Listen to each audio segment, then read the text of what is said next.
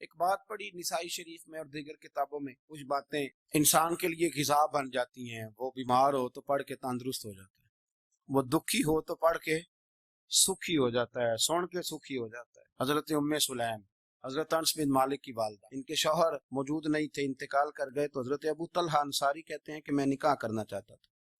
حضرت ابو طلحہ بڑے سمجھدار آدمی تھے، زیرک تھے، مالدار تھے، عقل مند، دانا بندے تھے۔ انہوں نے پیغام بھیجا حضرت ام سلیم سے کہ تیرے ساتھ نکاح کرنا ہے۔ سمجھدار آدمی تھے، عقل مند تھے۔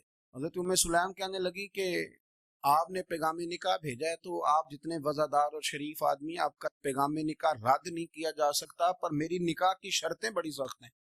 نے کہا وہ کیا؟ کہنے لگی میرا حق مہر بڑا مہنگا ہے، اگر آپ میرا حق مہر ادا کریں تو وہ میں آپ سے نکاح کر لیتی ہوں۔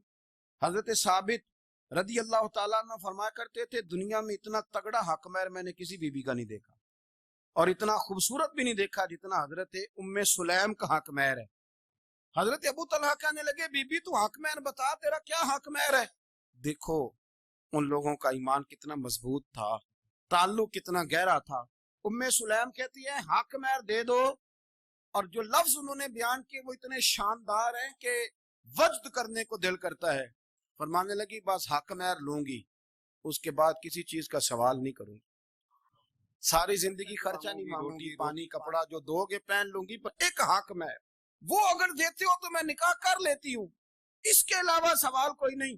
حضرت ابو طلحہ کہنے لگے بی بی بتا تو صحیح حق مہر کیا، تو رو پڑی، کہنے لگی تو غیر مسلم ہے، میرے نبی کا کلمہ پڑھ جا، یہی میرا حق مہر بن جائے، تو حضور کا غلام ہو جا، میں ساری زندگی روٹی نہیں مانگتی، میں کسی شے کا سوال نہیں کرتی، میں غریبی میں جیوں گی، میں تھوڑے پہ گزارا کروں گی، پر میرے رسول کا کلمہ پڑھ جا، یہ میرا حق مہر بن جائے گا۔ آپ یارو اس درد کو سمجھو نا، تو کلمہ پڑھ جا۔ حضرت ابو طلحہ کہنے لگے میں بھی دین کے بڑا قریب تھا، لیکن تیرا سچا اور سچا جذبہ بتاتا ہے کہ دین سچا ہے۔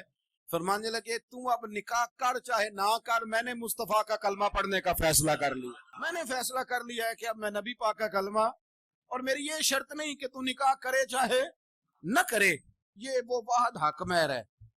ایک بی بی نے حق مہر لیا ہے کہ تو کلمہ پڑھ، تو کلمہ پڑھ اور میں تیرے ساتھ نکاح۔ اللہ کرے اب بھی بیویاں ہوں جو کہیں کہ پہلے نمازی بن، قرآن مجید یاد کر، پہلے شریف النفس ہو، پر یہ تو بیویوں کی شرطیں نہیں۔ بیویاں تو کہتے ہیں قبضہ دے، تو اپنی کنجیاں دے، باقی کسی چیز کی ضرورت۔ میرے رسول کریم علیہ السلام کے غلاموں کی دین کے ساتھ جو کمٹمنٹ ہے، دین کے ساتھ ان کا جو گہرا مضبوط ربط ہے، اس ربط کا انداز یہ ہے کہ عورتیں بھی کہتی ہیں کہ آپ کلمہ پڑھ جائیں، ہمارا حق مہر ہو گیا۔